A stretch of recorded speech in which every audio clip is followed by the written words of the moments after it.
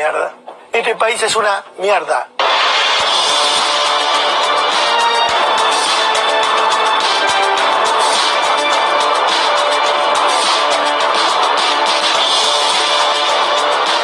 Los que quieren dejar la Argentina, buscar horizontes mejor, Uruguay, por ejemplo. Pensemos, ¿cómo están en ocupación o desocupación en Uruguay? ¿Trabajo se consigue? En este momento, a raíz de la pandemia, hay un 14% de desempleo. Las cifras aumentaron, aunque no tanto como el salto que se vio en la Argentina en los últimos meses. Saltó un par de números más arriba. Estamos cerca de 19, creo, si no me equivoco. Estamos cerca de 19, creo, si no me equivoco. Hay un 14% de desempleo. Las cifras aumentaron. Tampoco Lorenzetti va a poder entrar a Rafaela, ¿eh? Guarda. Tampoco Lorenzetti va a poder entrar a Rafaela, ¿eh? Guarda. Es un apriete, una suerte de extorsión que están tratando de hacerle a la Corte Suprema. ¿Es viable una democracia que tolera en libertad a semejantes delincuentes? La Corte Suprema no tiene nada para decir. Me voy a permitir hacer un llamado a los miembros de la Corte. Cuidado, que nosotros los que manejamos información judicial conocemos a todos. Y ahora resulta que están todos escandalizados porque pasaron 20 autos por la casa de una persona y le tocaron la bocina. Y ahora resulta que están todos escandalizados porque pasaron 20 autos por la casa de una persona y le tocaron la bocina.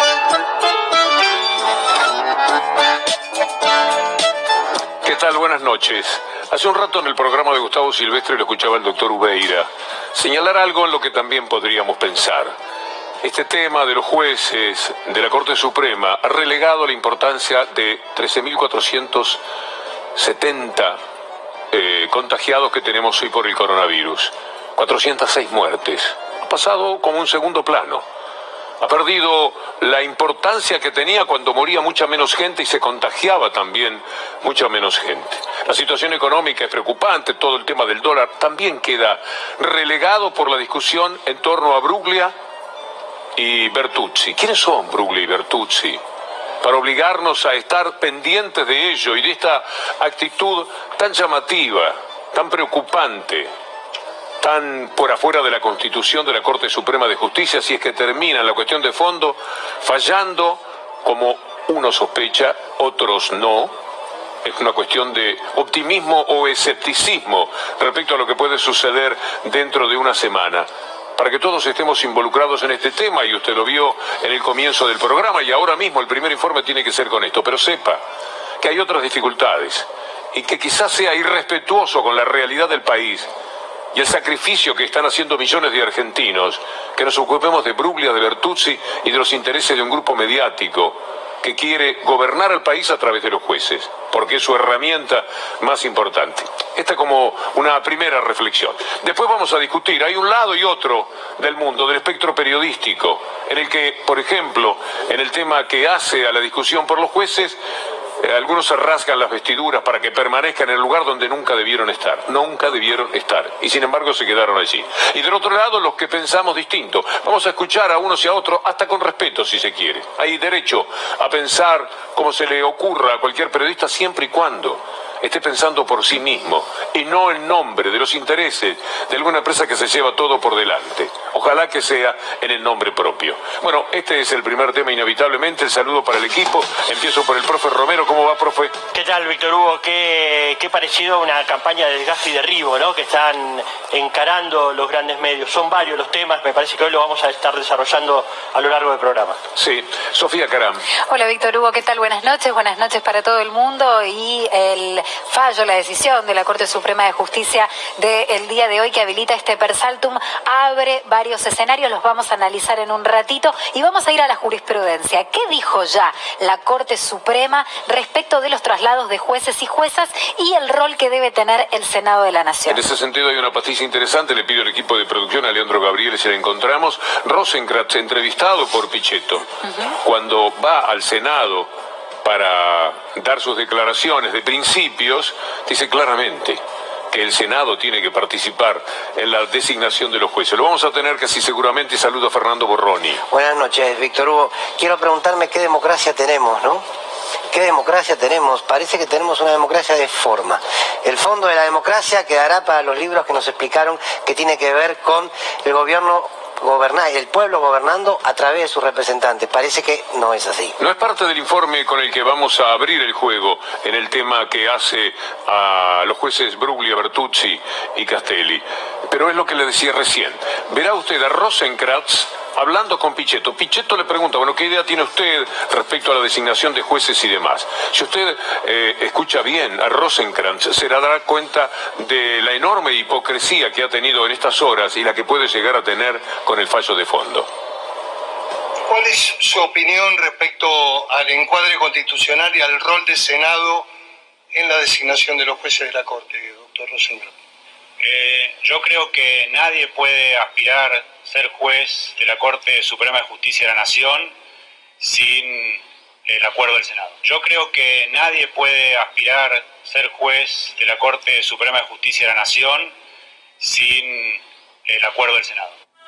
Esto lo hace increíble al personaje Rosenkrantz, que es el hombre que está moviendo todo a nombre de las corporaciones y particularmente del grupo Clarín. Nunca hay que olvidar que Rosenkrantz es un hombre que había trabajado mucho para Clarín y que cuando lo designan a dedo a la Corte Suprema borra su historia. Él era consciente de que es un hombre que va nada menos que a la Corte Suprema, que se supone la Corte de todo el pueblo, a representar los intereses corporativos. Estaba cumpliendo Rosenkrantz en ese momento con el artículo 99, inciso 4 de la Constitución Nacional, que implica este proceso constitucional justamente para la aprobación de pliegos de jueces y juezas. La discusión aquí es si también es necesario esto para los traslados.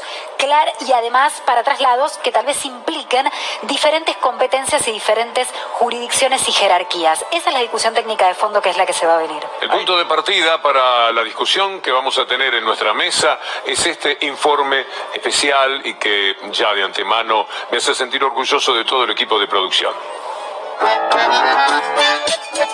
¿Qué pasó en Rafaela? Donde vive uno de los integrantes de la Corte Suprema de Justicia, Ricardo Lorenzetti, un grupo de personas ya no es aislado. Fueron de esta manera a escracharlo a la puerta de la casa. La sociedad los va a sancionar. Tampoco Lorenzetti va a poder entrar a Rafaela, ¿eh? Guarda. Tampoco Lorenzetti va a poder entrar a Rafaela, ¿eh? Guarda. Para Clarín esto no fue un escrache, ¿te diste cuenta? No fue un escrache, fue una protesta. Pleno apriete, porque tendré que resolver el caso de 3 jueces que cuando Macri era presidente de la Nación fueron seleccionados a dedo y trasladados. Bruglia, Bertuzzi y Castelli. Es un apriete, una suerte de extorsión que están tratando de hacerle a la Corte Suprema. Los términos extorsivos han sido claramente explicados por la oposición. Me imagino que si la Corte quiere seguir siendo la Corte Suprema de Justicia de la Nación Argentina, tiene un solo camino. Acá hay una Corte Suprema de Justicia de la Nación que está en su casa, que no se mueve y que no se hace cargo. Bueno, será la Corte la que tiene que poner las cosas en su lugar y para eso hay que jugarse, no hay excusas. Lo que se está esperando de la Corte es que proteja a los jueces independientes que están debajo de ella. Han sido claramente explicados por la oposición, por la jefa del partido opositor. La Corte también sabe que Juntos por el Cambio es la garantía de que no va a haber cambios en la Corte Suprema de Justicia. La justicia, la gente necesita sentirla cerca. Nosotros no vamos a estar detrás de ustedes presionando. Nosotros tenemos la llave para el nombramiento de jueces de la Corte Suprema de Justicia o no. Extorsionando, apretando. Para nosotros eso no existe. Nosotros somos esa garantía y ellos lo saben también. Y por los periodistas, ¿no? ¿Se va a animar la Corte Suprema a definir esta cuestión tan grave? La Corte Suprema, que debería ser una institución, pero recontra prestigiosa y que lamentablemente va dejando de serlo. Hace varias semanas que la Corte Suprema de Justicia está diciendo que va a tratar este tema y no lo trata. ¿Es viable una democracia que tolera en libertad a semejantes delincuentes? ¿La Corte Suprema no tiene nada para decir? Parece que el único que tiene ganas de trabajar en la Corte Suprema es su presidente Carlos Rosenkrantz. El resto, si puede, se hace el distraído. Están observando que la Corte Suprema no es o no rige o no marca la línea que debiera marcar. Y por los periodistas, ¿no? Incluso hemos escuchado a Majul diciendo que conoce perfectamente a cada uno de los ministros, ¿no? Cuidado, que nosotros los que manejamos información judicial conocemos a todos. Por eso ahora mismo me voy a permitir hacer un llamado a los miembros de la Corte, porque la ola está creciendo. Y ahora resulta que están todos escandalizados porque pasaron 20 autos por la casa de una persona y le tocaron la bocina. Y ahora resulta que están todos escandalizados porque pasaron 20 autos por la casa de una persona y le tocaron la bocina. Joaquín, está él asombrado del asombro de los otros. Le pareció la cosa más natural del mundo y esto es muy grave. Porque es una aprieta al presidente de la Corte Suprema. Es avanzar sobre la democracia y sobre la República. Porque está deliberado y políticamente realizado. La propia Elisa Carrió estaba amenazando con que las cosas iban a ser de esa manera. Lorenzetti no va a poder entrar a Rafaela. Ahora digo, esa reflexión, supuesta reflexión de Elisa Carrió, es una orden, una dirigencia de la dirigencia política. Quiero decir, ella reflexiona y se actúa en consecuencia. Me pareció muy gracioso escuchar a Rosencraft, el abogado del grupo Clarín y de Cablevisión, decir, nadie puede aspirar a juez de la Corte sin acuerdo del Senado. Y fue nombrado por decreto, el decreto 83 del 2015. Eso es violar la Constitución. Y después un tema que a mí me parece muy interesante, yo no lo conocía. Rosencraft actuó para defender al grupo Clarín cuando fue la disputa por la ley de comunicación audiovisual, ¿no? Abogado de Manieto, del grupo Clarín. ¿Cómo se llama el abogado de Bruglia y Bertuzzi? Alejandro Carrió. ¿Quién es Alejandro Carrió? Abogado de Manieto, abogado del grupo Clarín, también intervino en la ley de servicio de comunicación audiovisual junto a Rosencraft. Hay relaciones incestuosas en la justicia. Por eso decimos el abogado del diablo, en el caso de Rosencraft, que es claramente un representante de las corporaciones, pero en forma especialísima del Grupo Clarín, que es el que viene pugnando más severamente, empujando para que las cosas sean al revés de lo que marca la Constitución. Se están por llevar puesta la Constitución si consiguen que la Corte Suprema siga asustada. Porque fue por eso, por temor, que hoy abrieron el persaltum los otros jueces. Que lo haga Rosencrantz, no va a decir pase. Está previsto que Rosencrantz se porte de esa manera, pero los otros integrantes de la Corte abrieron persaltum. Qué cosa tan curiosa. En medio de todo lo que está sucediendo hoy día en la Argentina, de los escraches, de los aprietes, lo esperaban a Lorenzetti en la entrada y en la salida, también para gritarle, para hacerle saber o recordarle lo que ya Clarín le ha dicho en más de una ocasión: no va a poder vivir un solo día en paz si llega a dar contra en el fallo que tiene que adoptar ahora la Corte. Un dato no menor, Víctor Hugo, es los pocos antecedentes que hay de apertura de pedido de persaltum por parte de la Corte Suprema de Justicia. El último se ubica recién 10 años atrás respecto de la reforma judicial que había impulsado en su momento el gobierno de Cristina Kirchner, año 2013. El argumento, y también otro dato importante, es que el argumento central lo da Rosencrantz, argumento al que no adhieren los otros 4 jueces. Si bien el fallo y la apertura del persaltum es por unanimidad, hay de todas maneras una diferenciación a la hora de la firma, que no es menor. Revisemos nuestros optimismos y pesimismos. Yo soy pesimista del fallo final, ¿vos? Si yo voy a la jurisprudencia, soy optimista. Si voy al contexto político, soy pesimista. Yo creo que la Corte hoy ha decidido ser parte del golpe blando contra el gobierno nacional. No tengo duda de esto. Digamos, veíamos el informe, estos políticos, algunos periodistas amenazan a la vista de todos. Intimidan a la democracia a la vista de todos. Digo, así actúa la mafia, ¿no? Entre otras cosas, con esa impunidad. Ahora, uno se pregunta también cómo se contrarresta esto. Porque es escandaloso lo que han hecho los medios. O sea, claramente cada uno de los periodistas que hemos visto han convocado a la gente que salgan a perseguir y a aprisionar a la Corte Suprema de Justicia, más allá de lo que sea Rosencrantz, que ya sabemos quién es. Ahora digo, ¿cómo se contesta todo eso? Porque está en juego la democracia, yo no tengo dudas de eso. Yo soy optimista. Yo creo que no se puede prestar, yo creo que está muy claro que hay en marcha una extorsión de parte de Clarín, La Nación, Infobae, y yo creo que no se van a prestar los jueces. Se prestan a esto, pero van a decir que no, creo yo. El festejo de hoy de Clarín, lo primero que se pudo ver en la web. A mí ese optimismo de Clarín, miren el título: freno al gobierno, la Corte Suprema aceptó el persaltum y tratará el caso de los jueces apartados por Cristina Fernández. Siempre el objetivo es Cristina Fernández y la mentira de que los jueces son apartados por interés de Cristina Fernández, que ya no tiene absolutamente nunca más nada que ver con ellos. Es importante, Víctor Hugo, decir que ni de un lado ni del otro hoy se puede celebrar ni se puede festejar nada. No hay una decisión de fondo de la cuestión. Se ha dado 48 horas para que el procurador opine, para que el Consejo de la Magistratura remita el expediente a la Corte. La licencia de los jueces finaliza el martes que viene, el 6 de octubre. Hay nueva reunión de acuerdo y lo que ha hecho la Corte en el día de hoy es dar un poco más de tiempo, anular que haya un fallo de la Cámara en lo contencioso administrativo y acelerar los plazos de alguna manera. Pero ¿no? razonemos, ayúdenme. Sí. Si Clarín festeja esto como un logro, si la Corte ha cedido por la persistencia del grupo como tal, no importan tanto los periodistas individualmente como el grupo en bloque yendo detrás de la Corte Suprema de Justicia, ¿tendrá fuerza moral, fuerza ética y valentía personal la Corte Suprema para ahora darle una cachetada a Clarín, que está celebrando el Persaltum, pero que por supuesto lo que está esperando es que Bruglia y Bertuzzi salgan caminando para la Cámara Federal la semana que viene? Lo que se avecina es un conflicto de poderes, indudablemente. Si la Corte hace eso otro, hay conflicto de poderes y después, en el centro de la mira, va a estar la Corte. Y va a estar la historia de la Corte, les guste o no les guste, ya sea por Clarín o por el gobierno, que tiene que iniciar juicio político automáticamente. Bueno, si lo que pretenden es un juicio político, bueno... Ahora, ¿sabes a lo que apelo? Lo estábamos hablando con Sofía detrás de cámara. ¿Sabes a lo que apelo? A la interna de la Corte, a la interna entre Lorenzetti y Rosenkrantz, a esa interna, porque no olvidemos que Rosenkrantz le hace una movida política y lo saca a Lorenzetti de la presidencia de la Corte. Yo espero que lo político y esa pulsión política individual de cada uno de los jueces termine llevando el fallo hacia un lado. Sin embargo, creo que, insisto, la pata mediática, la pata política y la pata judicial en pos de desestabilizar. Yo creo que saber, sin saber demasiado, que la Corte está dividida en estos momentos entre Rosenkrantz con Rosati y Lorenzetti con Hayton. Hay un elemento libre que es Maqueda.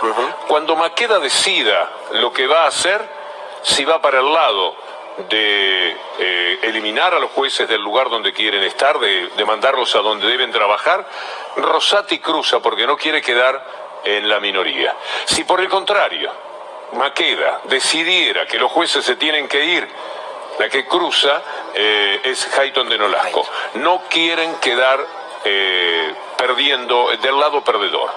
Entonces el resultado es 4-1 y la figura decisiva podría ser Maqueda. Esto lo estoy diciendo para ponerme optimista, que a lo mejor Maqueda es el que mejor entiende la Constitución y la defiende. Yo sigo creyendo que será muy difícil para esta Corte, que dio el Persaltum en función de la presión política, ahora con toda la presión que va a haber en los próximos días, decirle a Clarín no, ahora los jueces no van al lugar donde ustedes quieren que vayan. El problema que tienen ahí es con lo jurídico. Porque si habilitan en los traslados sin aval del Senado, habilitan a que no solo este gobierno, sino cualquier poder ejecutivo, el efecto boomerang, pueda designar jueces a dedo.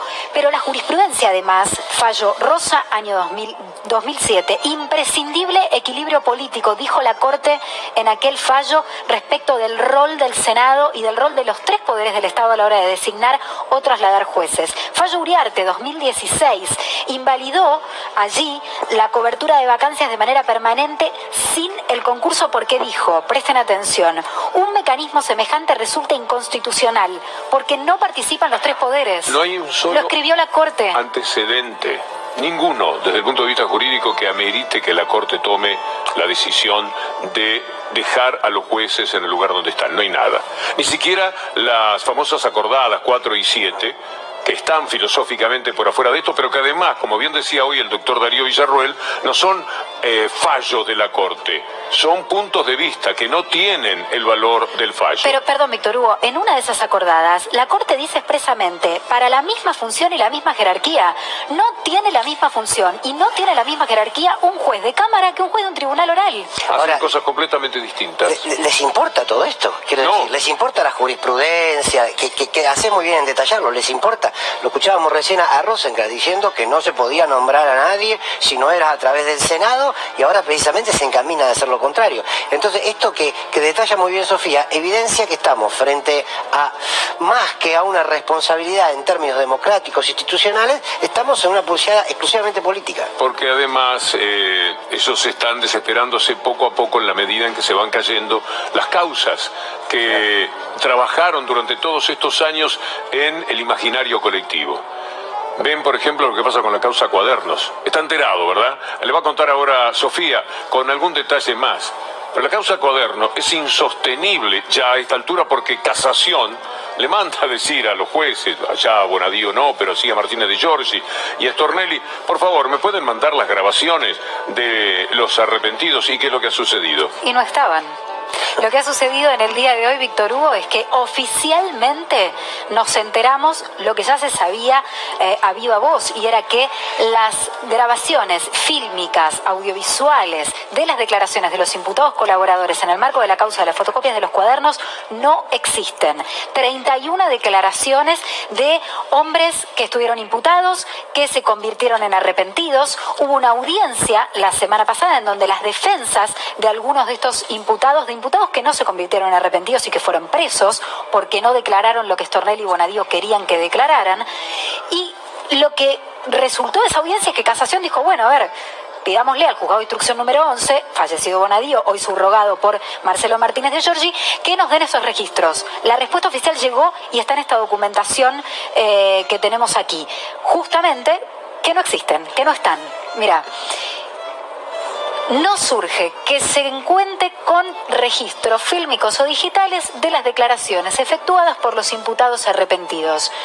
Breve, certifico, dice esta cédula enviada del Juzgado Criminal y Correccional número 11, esta notificación formal, fecha de hoy, enviada a la Cámara de Casación, que es el máximo tribunal penal del país. No es que se estén llevando una sorpresa, ¿eh? Esto estaba denunciado, recuerdo a Maximiliano Roscuone, por ejemplo, decirlo 1000 veces. ¿Cómo no van a filmar o a grabar las declaraciones de los arrepentidos? ¿Y por qué no lo hacían? Porque estaban negociando de una manera espuria, como denunció algún periodista como Fontevecchia, que dijo, todos los que he hablado pasaban por Stornelli y le decían, si declarás a favor de, en contra de Cristina Fernández de Kirchner, te vas a tu casa.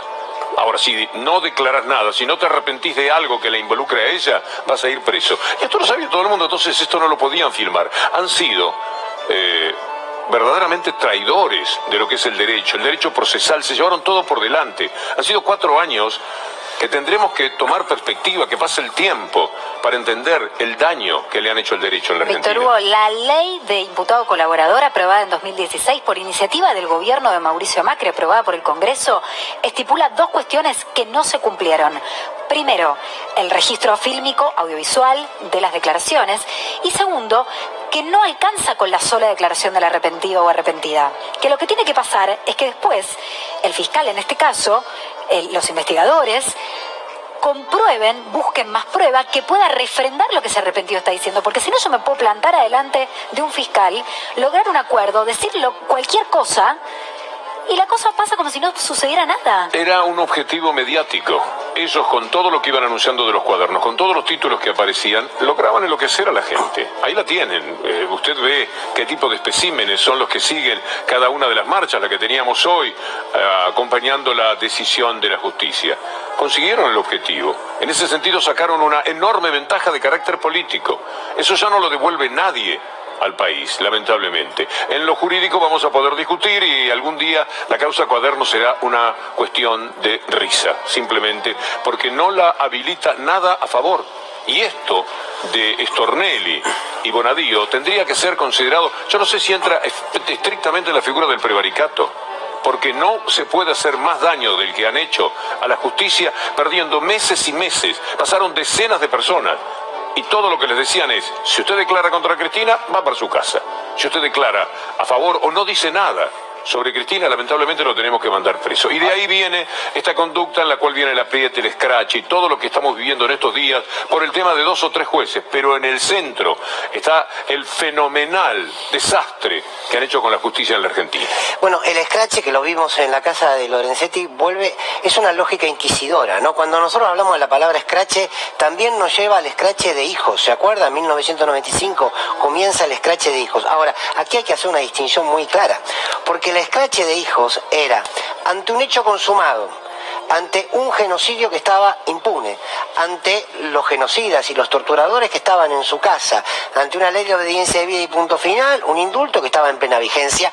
Ahí salen hijos, se organizan y le van a decir a la sociedad, mire, ahí en esta casa vive un torturador, en aquella otra casa vive un genocida. Ese escrache, que así se llamó, lo que buscaba era justicia, lo que buscaba era precisamente fortalecer una democracia. No se podía vivir en una sociedad que se pretenda justa cuando los responsables de un genocidio estaban impunes en su casa.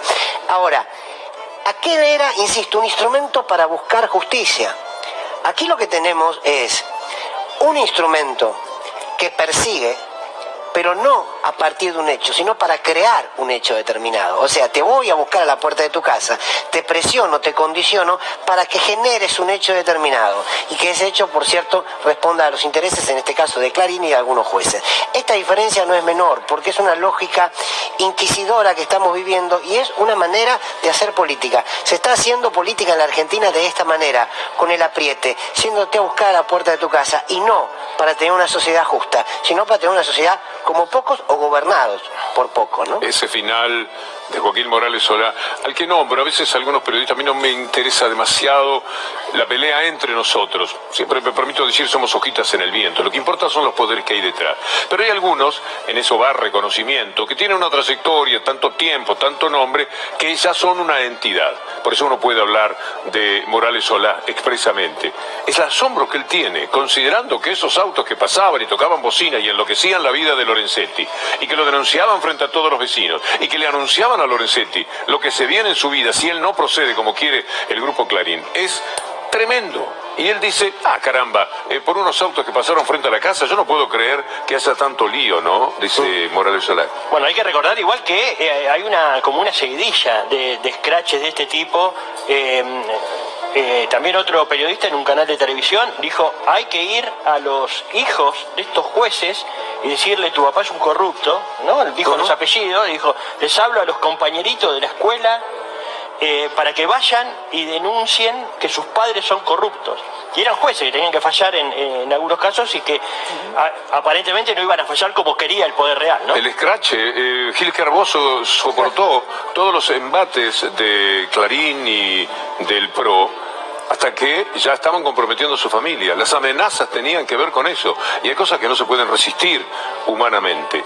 Pero cuando se da el teléfono de alguien, el otro día dieron el teléfono de Massa, esto salió desde adentro del Congreso mismo, pero es un proceder de la derecha siempre, escrachar, decir el teléfono, la dirección, para que vaya la gente a perturbar la vida de quienes están en una situación incómoda y se la quieren hacer todavía peor. La calle donde vive Elena Hayton de Nolasco fue publicada este domingo en una nota del diario Clarín. Este domingo. Y de ahí viene el país que ellos construyen, inventan, fabrican de una manera muy especial. Este es un país donde no se puede vivir. País inviable, miserable. Estoy usando palabras de otros, de los comunicadores que están en el grupo. Es todo eso en la Argentina. País, no utilizo palabras cuya fealdad no se pueden poner al lado de la Argentina, no se pueden, por respeto a todos nosotros, no se pueden decir, pero las cosas que se señalan son gravísimas. En nombre de que ahora ese gobierno al que quieren destituir, lo desestabilizan todos los días. Por estar ese gobierno el país no se puede vivir. Se podía vivir hasta el año pasado, cuando cerraban las fábricas, cuando quedaban miles de trabajadores afuera del circuito, cuando se les retiraba beneficios a los jubilados, cuando se les retiraba también beneficios a las personas con discapacidad, cuando se tomaba una deuda que vamos a estar años y años pagándola, cuando se entregaba la soberanía de rodillas ante el Reino Unido por el tema Malvinas. En todo ese tiempo la Argentina era una maravilla. Le mostramos la semana pasada. La campaña de Clarín entonces era cuánta dignidad tienen aquellas personas que son capaces de comer en la basura, sin protestar y sin armar lío. Hay que tener dignidad para eso. Era el juego que jugaban, y era maravilloso tener que vivir en 30 metros cuadrados, y era formidable tomar vacaciones con el vecino de enfrente para poder pagar menos en las vacaciones. Era bueno comer tierra. daba salud, provocaba salud comer tierra. Todos esos inventos que servían para que funcionara de alguna manera en forma contemplativa la relación entre la gente y aquel gobierno, en el apogeo del neoliberalismo. Ahora hay otro gobierno y entonces el país se lo presentamos de esta manera. Un país de mierda. Este país es una mierda. Argentina es inviable. Es inviable. Es insostenible. ¿Cómo somos? ¿En Argentina decís? Sí, claro. Los argentinos. Los argentinos. Individualistas, inmaduros, caprichosos, calentones, facciosos, soberbios, agresivos. Estaba pensando que tendremos alguna cosa positiva, algo cariñoso, no sé. Argentina ha entrado en un proceso de degradación permanente. La degradación de los valores, ya ni el mérito se salva en la Argentina.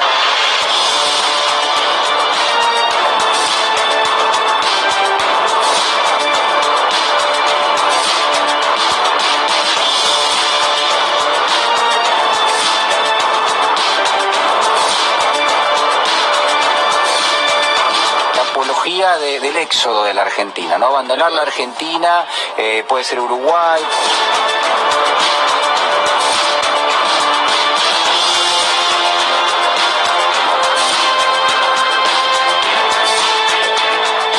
Sueño con un país más parecido a Suecia o a Uruguay que a nuestra Argentina actual. Los que quieren dejar la Argentina, buscar horizontes mejor, Uruguay, por ejemplo. Pensemos, ¿cómo están en ocupación o desocupación en Uruguay? ¿Trabajo se consigue? En este momento, a raíz de la pandemia, hay un 14% de desempleo. Las cifras aumentaron, aunque no tanto como el salto que se vio en la Argentina en los últimos meses. Saltó un par de números más arriba. Estamos cerca del 19, creo, si no me equivoco. Estamos cerca del 19, creo, si no me equivoco. Hay un 14% de desempleo. Las cifras aumentaron. 150 pesos uruguayos el café con medialunas. Esto es $3. Y sería... Y acá serían ¿Por cuánto lo hago? 450 pesos. Me parece que es más barato en Buenos Aires, ¿eh? Claro. Argentina es más barata en eso. Me sumo a tu fantasía, ¿eh? Sí. Parecerme a Suecia en casi una quimera, o si Uruguay, que estamos acá nomás. Ya que somos hermanos de un lado y del otro, un asado, kilo de carne más o menos, ¿tenés idea en cuánto anda? Kilo de vacío, aproximadamente $6. Está muy arriba. ¿Uruguay, la tierra prometida? Es una pregunta, pero parece ser el destino deseado, Joaquín. ¿Y el litro de nafta cuánto cuesta más o menos? El litro de nafta está alrededor del $1.50. Depende de cuál de las naftas. Uy, acá estamos en $0.50 el litro de nafta. Claro. Más o menos. Sí. No vamos más. La única salida es Ezeiza o el barco hacia Uruguay. ¿Y es caro alquilar una vivienda? ¿Cuánto te sale mensual alquilar? Mirá, es lo más caro, el alquiler de la vivienda, aproximadamente entre $400 y $500 una vivienda de un dormitorio. Ah, sí, es caro. Yo me identifico más con el Uruguay y no con la Argentina. ¿La inseguridad cómo vienen? ¿Está arriba de preocupaciones o no? La inseguridad era una de las principales preocupaciones acá en Montevideo. Con la tranquilidad que se vive en Uruguay. El combo uruguayo, ¿no? La situación de la seguridad. Calles seguras hacen de Uruguay un combo perfecto. La inseguridad era una de las principales preocupaciones acá en Montevideo. La pandemia lógicamente desplazó la preocupación por la inseguridad y hoy la principal preocupación de los uruguayos es el trabajo. Sí. No vamos más.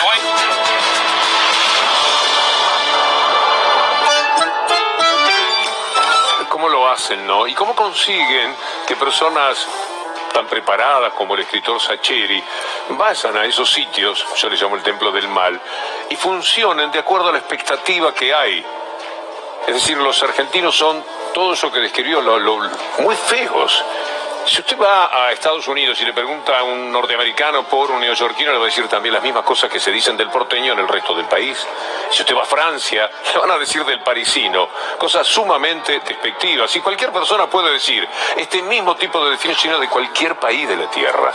Pero en este momento se lo endilgan a la Argentina y entonces está también en lo humano, el tipo generoso que encontramos tantas veces, el individuo creativo que no para de asombrarnos en el porteñismo más acendrado, la gente que siempre está dando una mano, eso no se resalta en este tiempo porque no está más esa gente. Se deben haber ido ya, como pretende este informe que acabamos de escuchar. Víctor Hugo, que se vayan. Que se vayan.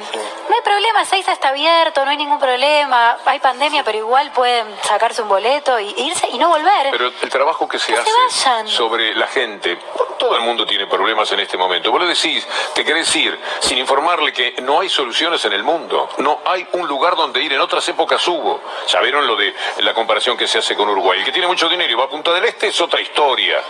Pero el trabajador de acá, el que no encuentra trabajo acá, se cree que lo va a encontrar con un 14% de desempleo en el Uruguay.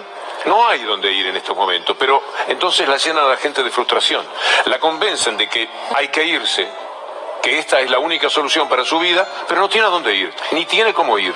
A mí me preocupa mucho, Víctor Hugo, el contexto regional. El contexto regional con golpes blandos con golpes en Bolivia, con destituciones, con encarcelamiento de Lula, con la prohibición para presentarse como candidato a Correa. Entonces, digo, lo que necesitan es una maniobra de desgaste, ¿no? Que la gente baje los brazos y deje hacer. Entonces, denuncian que no funciona el Congreso, cuando el Congreso funciona en realidad. Dicen que se atropella a la justicia. Movilizaciones periódicas en contra del gobierno, ¿no? que van tratando de golpear, golpes de mercado, Dualde hablando de golpe, la policía rodeando la residencia presidencial, una campaña sucia que implicó una corrida bancaria primero y ahora cambiaria, porque hubo una campaña la semana pasada a través de audios, etcétera, que decían que venía un corralito que la gente tenía que sacar los dólares de los bancos y consiguieron bajar el 5% de los depósitos bancarios. La primera corrida, quiero recordarte, fue de Telecom. La armó Telecom, claro. Es decir, intencionadamente el grupo Clarín viene a ser hoy día Telecom. Trabajan en todos los sentidos, trabajan contra la moneda, trabajan contra la moral de la gente, trabajan para que la Constitución sea un mal recuerdo, para que el funcionamiento del Congreso también sea señalado como un verdadero desastre, y poco a poco van horadando y generando un clima que frente a una crisis fuerte, que Dios quiera no venga, en determinado momento actúa como un disparador. Todo esto que han conseguido para ver si pueden voltear un gobierno. Son destituyentes, de eso no cabe duda. Bueno, esto que decías vos, Víctor Hugo y Javier, es la descripción de lo que es un golpe blando. Generar las condiciones para generar, debilitar el rol del presidente, pero aparte debilitar la institucionalidad. Me preguntaba cuando escuchaba a uno de los periodistas hablar, que decía, se está viviendo un proceso de degradación de valores en la Argentina. Y la pregunta es, ¿cuál? Ahora, es increíble cada vez que cuando la derecha gobierna, en realidad no se regula por ningún valor, casi que no lo hacen en la vida, difícilmente lo pueden hacer cuando gobiernen. Ahora, cuando son oposición, es lo que ponen en discusión, los valores, ¿no? La libertad, la república como valores propios de la democracia, y van a esto que vos marcabas, Víctor Hugo, a lo personal, porque yo estoy de acuerdo con lo que decías. A ver, lo que hace Sachir es una descripción del ser humano todo. O sea, donde estés, acá o en la China, digamos. Si querés encontrar, qué sé yo. Pero solo las partes negativas habla de las partes positivas. En este momento juega a favor de ese discurso. Exacto, claro. Es funcional ese discurso. Posiblemente no se haya dado cuenta. Es un hombre muy ilustrado, un gran escritor, pero qué tristeza te da. Porque que los que juegan claramente para ese sistema de valores, bueno, que vivan su vida, pero que consigan que una persona que justamente lo que analiza son las emociones de la gente para poder hacer sus libros, pueda referirse de esta manera a todo lo espantoso que es el ser humano en la Argentina. A mí me duele específicamente, además, por el personaje en cuestión. ¿Saben de qué me estaba acordando? De los festejos por el Bicentenario. ¿Se acuerdan del espíritu? Y cuando todo el mundo salió a la calle, de golpe lo que venía pasando en los medios de comunicación, en las redes sociales, fue como, ¿qué pasó? ¿Y dónde estaba toda esta gente? ¿Dónde estaba todo este orgullo y todo este sentimiento nacional y de solidaridad y de querer salir a celebrar los 200 años de la patria? Digo, me parece que hay una construcción de sentido de los gobiernos que intentan redistribuir un poco más la riqueza en nuestro país tan desigual todavía, que tiene que ver con ese orgullo, que tiene que ver con el querer la propia patria. Obviamente, horadar eso es el proyecto político. Decirle a la gente que hay 3.600.000 trabajadores que están sin empleo es jugar a eso. Y es cierto. Entonces esta es la media verdad bien utilizada. ¿Cuánto aumentó de un trimestre de 2019 a ahora la desocupación? 0,1%. 0,1%. Con la pandemia. Es decir, que el macrismo tenía al país con 0,1% más de empleo sin pandemia. No tiene comparación.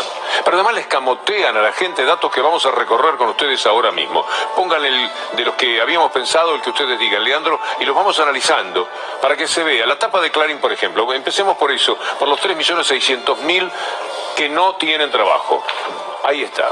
Ya hay 3.600.000 personas más con problemas de empleo. ¿Quiere ver cómo está el mundo? ¿Quiere ver lo que dice la OIT, la Organización Internacional del Trabajo?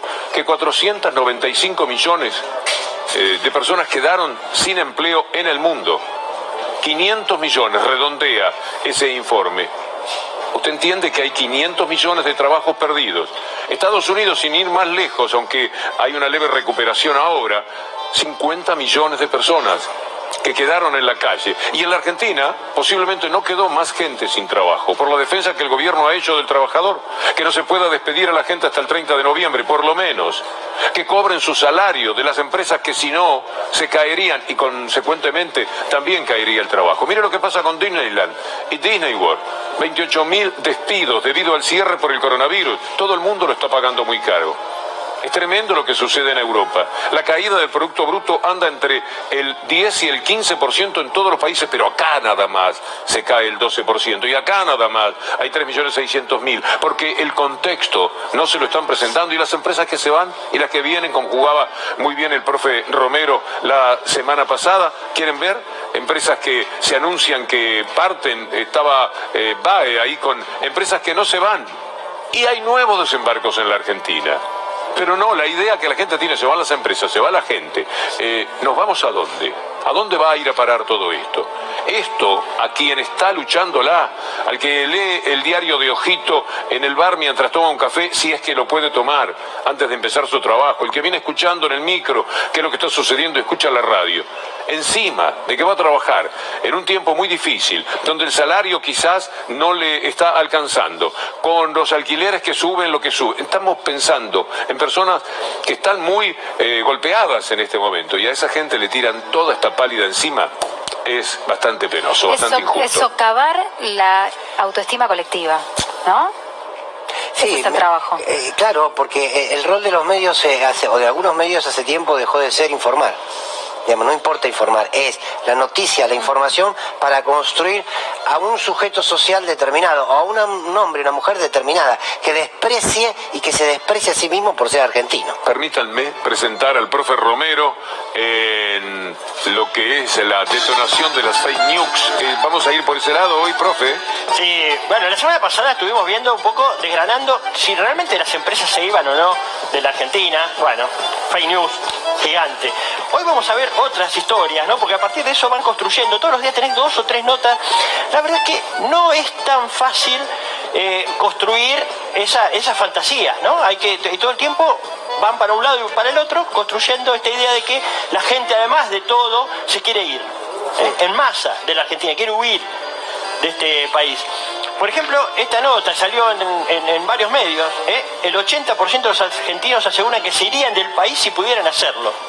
Un estudio realizado por la consultora Tachyon Research Strategy, junto con las compañías Inclusión y Gestión Aplicada, determinó que 8 de cada 10 argentinos se imaginan dejando el país durante la próxima década. Muchos. Esto igual es mentira. ¿Cómo? No, les cuento, es mentira, No, es falso. no puede ser mentira. Es falso, es mentira.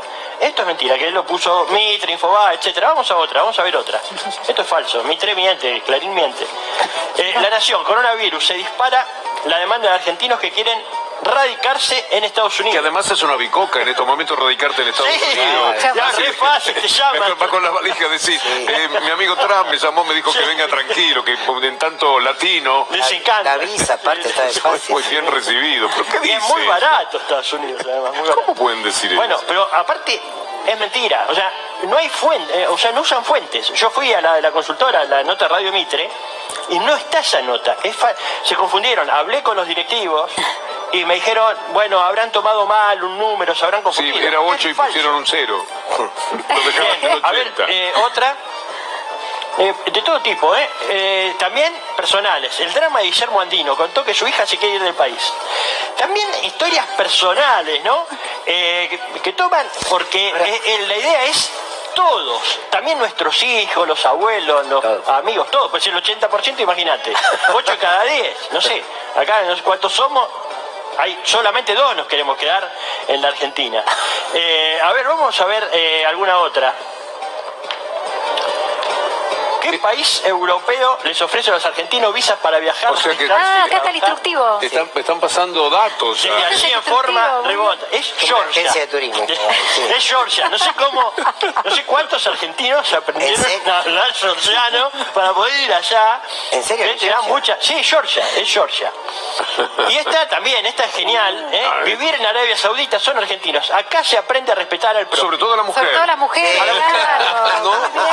Bueno, siempre y cuando, digamos, respete, ¿no? Las chicas estamos re contentas en Arabia Saudita. Por ejemplo, no podés usar mostrar el hombro si sos mujer o usar una pollera corta. Si tomas alcohol solamente te pueden dar latigazos, te pueden meter preso y te pueden deportar. No, si tomás alcohol. Y cuidado que si sos un periodista que se llega a dar contra, aunque vivas en Estados Unidos, te cortan en pedacitos. Claro. Bueno. Y te diluyen en algún alcohol especial, te evaporan por completo. Un respeto por el prójimo. Sí, ahí está el gobierno. Es verdad lo que acaba de decir. Es una monarquía, claro. Sí, es una monarquía. Vos sabés que fui a buscar, el periodista del que habla es Jamal Khashoggi. Sí, claro, Khashoggi. Periodista árabe, crítico del régimen de la monarquía saudí, que se tuvo que ir exiliado, ese sí que se tuvo que ir. Pero cuando quiso hacer un trámite para casarse, fue a la embajada a Estambul. Bueno, lo asesinaron y lo cortaron en pedacitos y lo hicieron desaparecer como cuenta él. No sabía que tenías este material. Es insólito que un diario de aquí se permita titular eso. Nada más que hay respeto por el prójimo, es una cosa rara. Fíjate. Y acá no hay respeto por No, acá no, acá es peor. Es un desastre. Acá es mucho peor. Acá son orgullosos, feos, malos. Este es el informe de Amnesty, dice las autoridades de este año, del 2019. Las autoridades incrementaron la represión del derecho a la libertad de expresión, asociación y reunión. Bueno, te cortan. La nación dice que eso es respeto, para ello es respeto. Bueno, te cortan en pedacitos, pero con cuidado. Pero con onda. Y con a ver, ponémelo de nuevo, por favor. Perdóname, Lean. El anterior, el que dice acosaron. Perdón, Bien, Saudí, informe 2019. Lo pueden buscar, Lo pueden buscar, Represión al derecho a la libertad de expresión, asociación y reunión. Nada contra Arabia Saudita ni con ninguno de los países. El tema es que usan cualquier cosa por tratar de fomentar el desastre. Claro. Eso. Dijimos, incrementaron la represión, derecho a la libertad de expresión, asociación y reunión. Acosaron, detuvieron arbitrariamente y procesaron a decenas de personas críticas con el gobierno, defensores de derechos humanos, los que había activistas de los derechos de las mujeres, miembros de la minoría chií y familiares de activistas. Divino. Eso es respeto. Acá nos enseñaron a respetar. A ver, la última. A ver. Ahora vamos a ver esa consulta de Taquión. El 80% se quiere ir. Sí. Yo los invito a que lo busquen en internet ahora. Búsquenlo a ver si encuentran el dato. Hay que trabajar de ciudadano. Yo no lo encontré, pero nosotros mandamos al autónomo Maslin a la calle a preguntarle, porque si 8 cada 10 se quiere ir, es muy fácil encontrar a los que se quieren ir. Por ese micrófono los encontrar. A ver, Lautaro, ¿qué pasó? 8 de cada 10 argentinos dicen que se irían del país si tuvieran las condiciones para hacerlo. ¿Se van a ir del país para trabajar en qué? Acá no harían los trabajos que están que pueden llegar a hacer en otros países. ¿Usted se iría a vivir afuera? No, yo apuesto a mi país, además ahora más que nunca. ¿Irías a vivir afuera? En este momento no. Bueno, ya tenemos los 2 que no se irían, falta encontrar los 8 que se irían. Claro, sí, fíjate. Hay noticias que dicen que 8 argentinos de cada 10 se irían a vivir afuera. ¿Usted se iría a vivir afuera? ¿Le parece exagerado 8 de cada 10? Es un loco lo que dijo y escribió eso. ¿Usted estaría dentro de esos 8? No. ¿Vos te irías? Ahora en este momento no. ¿Vos te irías del país? Sí, mire. ¿Te irías a Uruguay, por ejemplo? Sí, me iría a Uruguay. ¿A Montevideo te irías? Sí, también. Sí. ¿Cómo tomaste que Carolina Cose, la nueva intendenta de Montevideo, haya venido del Partido Comunista? No te... ¿Te irías? Tachamos Montevideo entonces. Sí. Pero te irías del país. Me iría del país, sí, porque veo que tendría mejores condiciones para desarrollarme y conseguir trabajo. Y actualmente tengo trabajo acá. ¿Estás conforme con tu trabajo? No, sí, estoy conforme. ¿Y a dónde te irías si tuvieses que elegir? ¿A Uruguay, por ejemplo? Sí, creo que también hay como una romantización de Uruguay que habría que ver Está un poco qué tan exagerado. así es, ¿no? Vivir en Arabia Saudita, son argentinos y estos argentinos dicen, acá se aprende a respetar al prójimo. ¿Crees que se respeta mucho al prójimo en Arabia Saudita? La verdad no sé cómo es en Arabia Saudita, pero creo que en cualquier país depende de los valores de cada uno, no del país.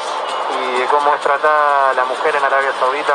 No, bueno, nada, en ese sentido nada que ver acá, obviamente estamos mucho más adelante que ellos. Otra de La Nación, coronavirus, se dispara la demanda de argentinos que quieren radicarse en Estados Unidos. No, me quedo acá. ¿No sería su caso? No, como en mi país no hay.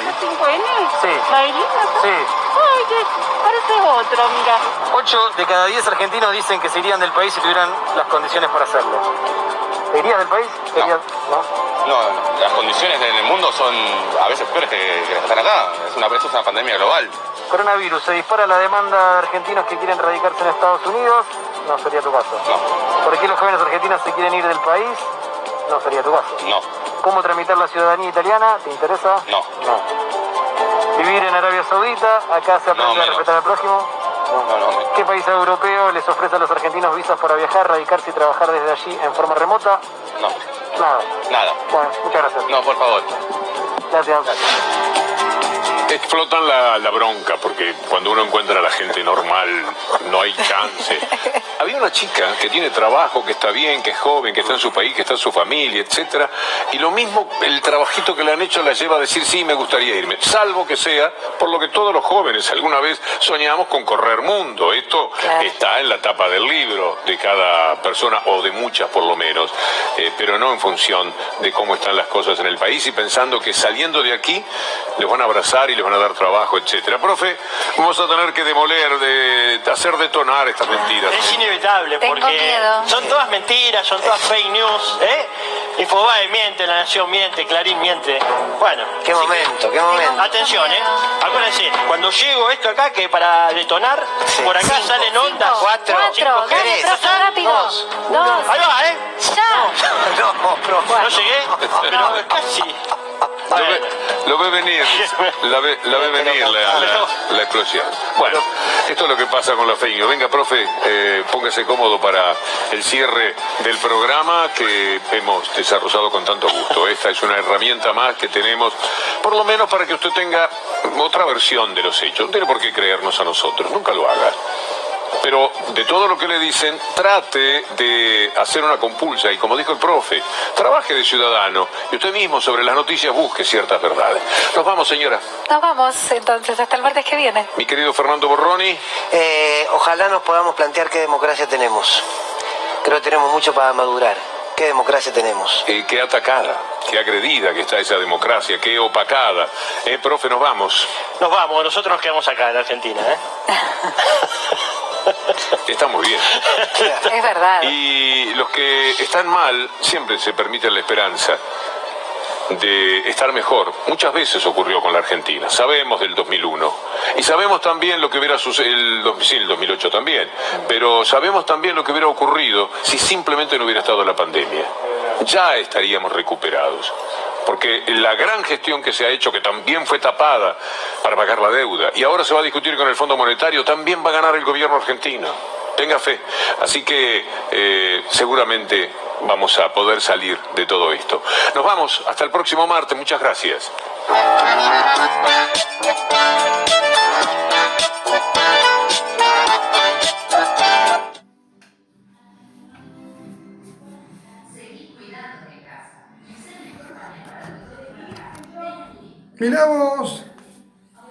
Mirá vos, digo.